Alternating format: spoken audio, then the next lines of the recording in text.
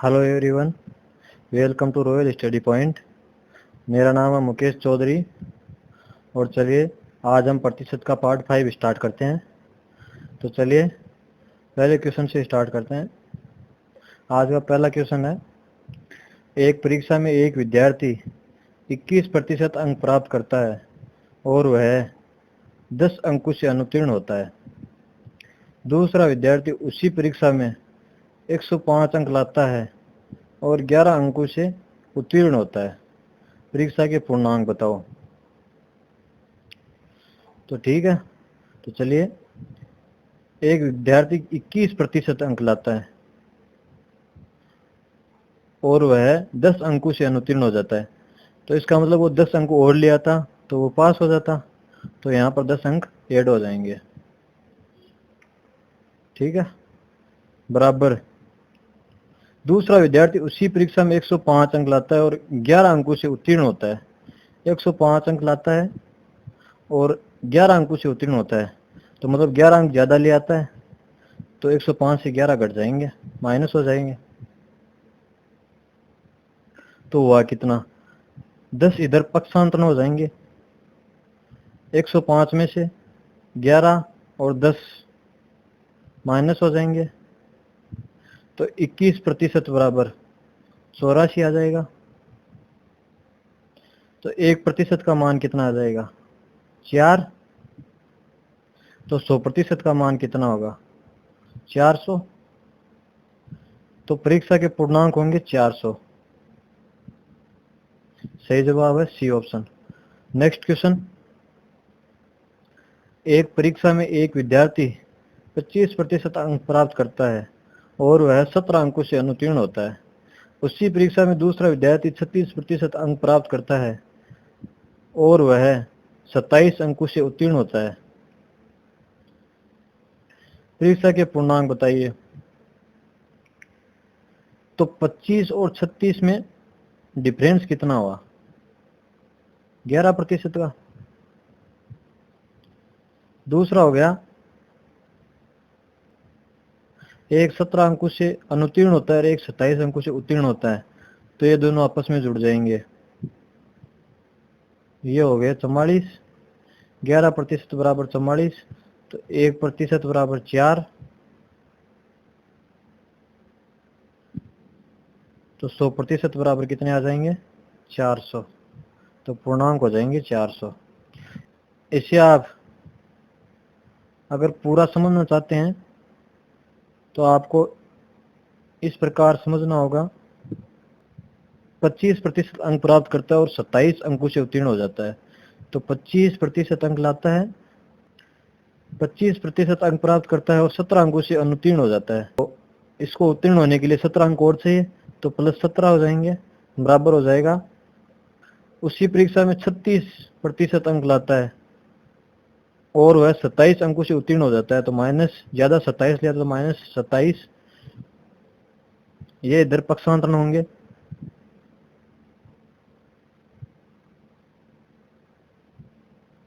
तो ये हो जाएगा इधर पक्षांतर होकर -11% बराबर -44%। तो माइनस और माइनस प्लस, 11 से 44 4 बार और आंसर आ जाएगा 1% बराबर 4 आ जाएगा, तो 100% बराबर 400 पूर्णांक हो जाएंगे।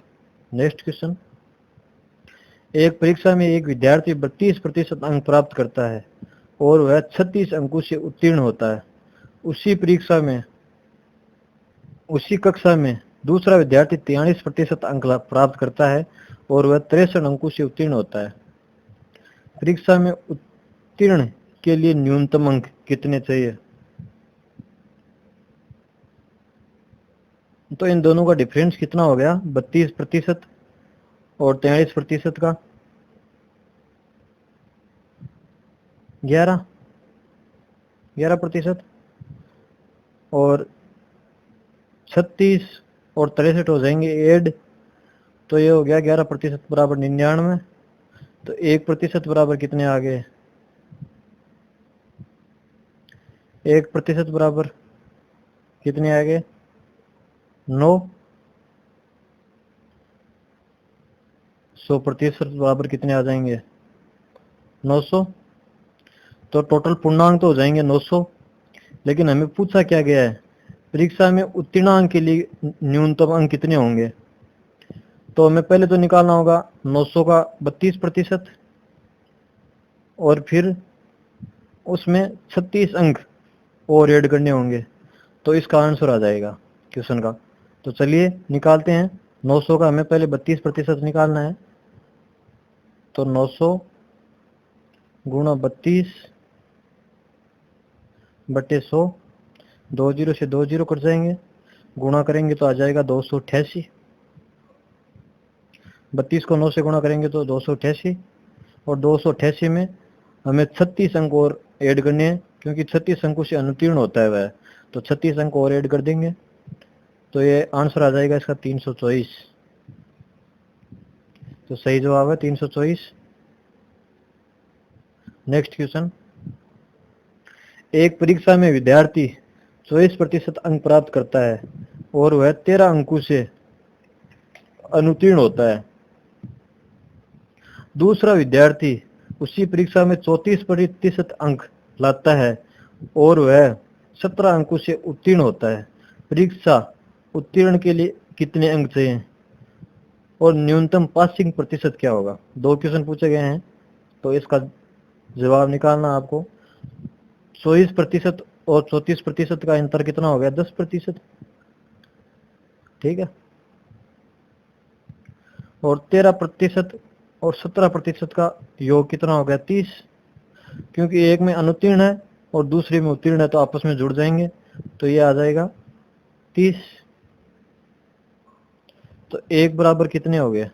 1% बराबर 3, तो 100% बराबर कितने हो गए? 300। तो इसके पूर्णांक तो आ जाएंगे 300।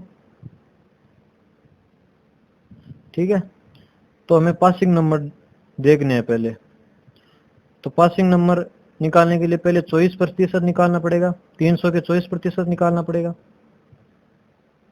और फिर उसमें 13 ऐड करना पड़ेगा। तो 300 का 24% कितना होगा? 300 का 10% तो हो जाएगा 30, 20% हो जाएगा 60, और ऊपर बचेंगे 4%, 4% हो जाएगा 12, 3 को 4 से गुणा करेंगे 12, तो ये टोटल हो गया 72। 72 अंक हो गए 24% का मतलब, और उसमें 13 और ऐड कर देंगे। भाई 13 अंकों से अनुत्तीर्ण हुआ है तो 13 और ऐड करेंगे, तो 13 और ऐड कर देंगे, तो इसका अंकों का उत्तीर्ण अंक तो आ जाएंगे 85। तो उत्तीर्ण अंक तो हो गए 85। अब 85 300 के कितने परसेंट है? 85 300 के कितने परसेंट है? गुणा 100, 2 जीरो से 2 जीरो कट गए, कब भाग जाएगा? 28। सही 2/6, 2/6 को काटेंगे तो 1/3, तो इसका सही आंसर आ जाएगा 28। सही 1/3%। तो इसका सही जवाब है 85 एंड 28 से 1/3%। तो सही ऑप्शन है ए। नेक्स्ट क्वेश्चन, एक परीक्षा में 72%, यहाँ लिख लीजिए में 72% विद्यार्थी गणित विषय में, 84% विद्यार्थी विज्ञान विषय में उत्तीर्ण हुए। यदि 14% विद्यार्थी दोनों विषयों में उत्तीर्ण हुए, अनुत्तीर्ण हुए। यदि 14% विद्यार्थी दोनों विषयों में अनुत्तीर्ण हुए हो एवं उत्तीर्ण होने वाले विद्यार्थियों की संख्या 84 हो, तो परीक्षा में कुल कितने विद्यार्थियों ने भाग लिया। गणित में कितने हुए? मैथ में 72, और विज्ञान में कितने हुए? साइंस में 84%, और दोनों विषयों में कितने पास हुए? मैथ प्लस साइंस में दोनों विषयों में कितने पास हुए? तो इसमें बताया गया है कि 14% विद्यार्थी दोनों विषयों में अनुत्तीर्ण हुए। 14% अनुत्तीर्ण हुए, तो उत्तीर्ण कितने हुए? 86%। तो 86% दोनों में उत्तीर्ण हुए, तो इनमें से 86 घटाना होगा, इसका दोनों का जोड़ करके योग करके 86 घटाना है, तो इसका उत्तर आ जाएगा 70। उत्तीर्ण होने वाले विद्यार्थियों की इसमें संख्या आ गई हमारे 70, लेकिन इसमें बताया गया है कि 84 विद्यार्थी उत्तीर्ण होते हैं।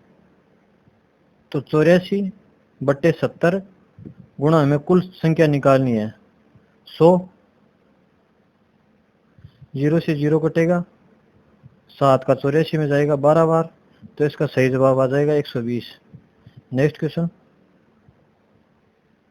एक व्यक्ति अपनी मासिक आय का 50% भोजन पर, 25% शिक्षा पर खर्च करता है, शेष बचाता है। यदि वह शिक्षा पर 5,000 रुपये खर्च करता है तो उसकी मासिक आय कितनी होगी? शिक्षा पर वह यदि 5,000 रुपये खर्च करता है तो उसकी मासिक आय कितनी होगी? आय को हमने 100 मान लिया, उसका 50% वह भोजन पर, 50% भोजन पर, तो मतलब 50 भोजन पर खर्च करेगा।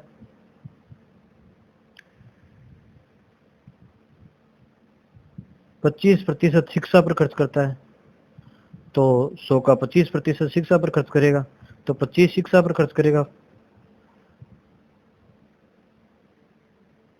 और वह शेष बचत करता है,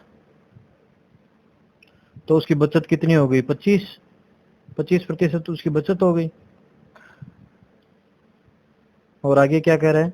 और वह 5,000 रुपये शिक्षा पर खर्च करता है, तो उसकी मासिक आय कितनी हुई? तो शिक्षा पर हमने कितना खर्च किया था?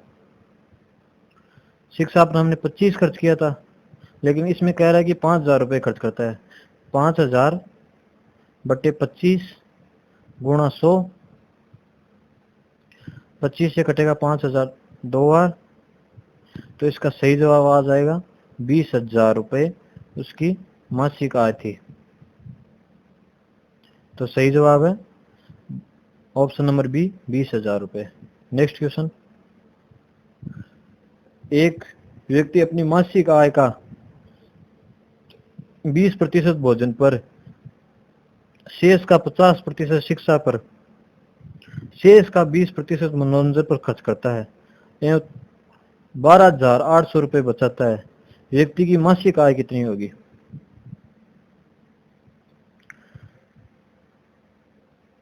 100 रुपये में से 20% तो वह भोजन पर खर्च करता है, तो 20 रुपये भोजन पर खर्च कर दिए, तो बचे कितने उसके पास? 80। शेष 80 का 50% वह शिक्षा पर खर्च करता है, तो 50% मतलब 40 खर्च कर दिया। 80 का 50% 40, तो बचा कितना पीछे? 40 बच गया। और शेष 40 का 20% वह मनोरंजन पर खर्च करता है, मतलब 8 उसने मनोरंजन पर खर्च कर दिया। 40 का 20%, 10 तो हो गया 4, और 20 हो गया 8, तो 20% मतलब 8 रुपये उसने मनोरंजन पर खर्च कर दिया, तो बच्चे कितने पीछे? 32 बचे। और वह कह रहा है कि उसने बचत 32 रुपए की नहीं, 12,800 रुपए की है, तो उसकी मासिक आय कितनी होगी? 12,800 रुपए की है, 32 की नहीं, गुणा मासिक आय कितनी है? 100।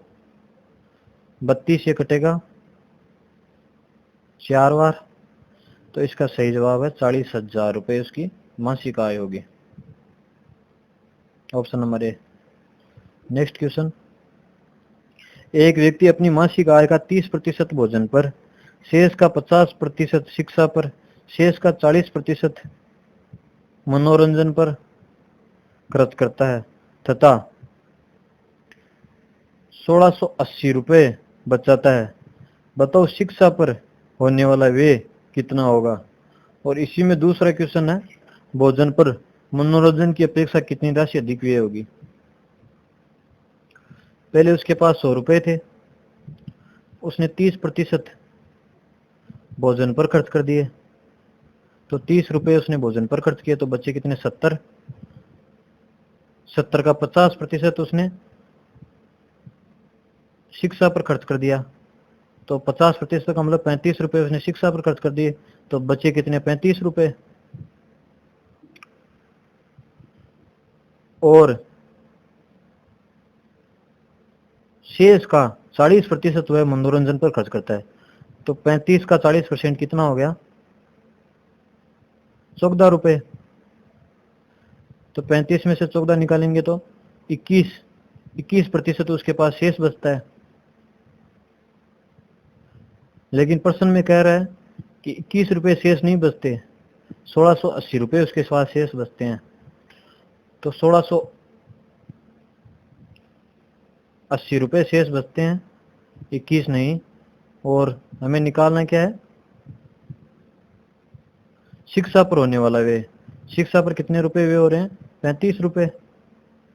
तो 21 से कटेगा 8 बार, और 8 को 35 से गुणा करेंगे तो 280 और 0, तो ये 2800 रुपये हो जाएंगे। तो पहले प्रश्न का आंसर तो आ गया 2800 रुपये।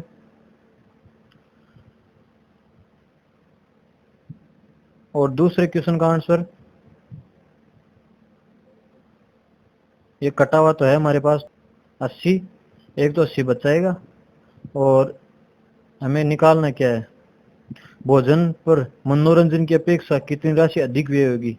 कितनी होगी अधिक व्यय? भोजन को ऊपर मनोरंजन की अपेक्षा 16 रुपये अधिक व्यय हो रहे हैं, तो हमें 16 से गुणा करना है, तो इसके आंसर आ जाएंगे 1280। तो एक आंसर तो आ गया 2800 और एक आ गया 1280, तो इसका सही जवाब है सी ऑप्शन। नेक्स्ट क्वेश्चन, एक चुनाव में 2 उम्मीदवार थे, 20% मतदाताओं ने अपने मताधिकार का प्रयोग नहीं किया। जीतने वाले उम्मीदवार ने मतदाताओं की कुल संख्या का 50% मत प्राप्त कर 4000 मतों से चुनाव जीता। बताओ चुनाव में कुल कितने मतदाता थे? 100% मतदाता थे, उनमें से 20% मतदाताओं ने वोट नहीं किया, तो मतलब 20 मतदाताओं ने वोट नहीं किए, तो बच्चे कितने? 80। जीतने वाले उम्मीदवार ने मतदाताओं की कुल संख्या कितनी है? 100। 100 का 50% जीतने वाले ने प्राप्त किया, तो मतलब 50%, मतलब 50 प्राप्त किया, तो 80 में से 50 निकालेंगे तो बचेंगे कितने? 30। 30% हारने वाले ने प्राप्त किए हैं। लेकिन और दोनों का अंतर कितना आ गया? 20। लेकिन प्रश्न में कहा गया है कि दोनों का अंतर 20 नहीं है, दोनों का जीत का अंतर है 4000। 4000 किसके बराबर हो गए? 20 के बराबर, गुणा 100। हमें कुल मतदाताओं की संख्या निकालनी है, तो 20 से कटेगा 40 दो बार, तो इसका सही जवाब है 20,000 कुल मतदाता थे। तो सही जवाब है ऑप्शन नंबर बी। धन्यवाद। अगर आपको हमारा वीडियो अच्छा लगा है तो लाइक करें, शेयर करें और चैनल को सब्सक्राइब करना ना भूलें। और अगर आपको हमारे वीडियो की पीडीएफ चाहिए तो आप हमारे टेलीग्राम चैनल से पीडीएफ को डाउनलोड कर सकते हैं। हमने टेलीग्राम चैनल का लिंक वीडियो के डिस्क्रिप्शन बॉक्स में दे दिया है, तो आप वहां जाकर इसको भी डाउनलोड कर सकते हैं।